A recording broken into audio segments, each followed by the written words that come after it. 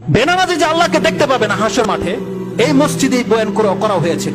হাসরের মাঠে যে বেনামাজি আল্লাহকে দেখতে পারবে না, যারা শুধু বেনামাজি নয়, যারা নামাজ পড়েছে লোক দেখানো, যারা নামাজ পড়েছে কোনো কিছুর স্বার্থে, তারা পর্যন্ত সেদিন আল্লাহকে সেজদা করতে পারবে না, তারাও পারবে না।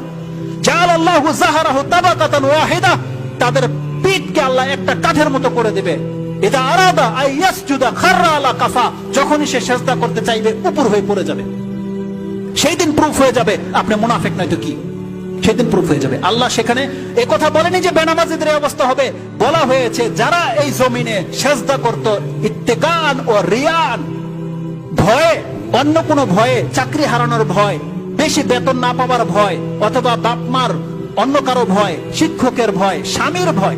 অনেকে আছে স্ত্রী স্বামীর ভয়ে নামাজ পড়ে না, কারণ যদি বলে যদি নামাজ না পড়ে তার সাথে সম্পর্ক নাই, এই ভয়ে নামাজ পড়ে, এদের নামাজ কবুল হবে না। নামাজ পড়তে হবে নাজাত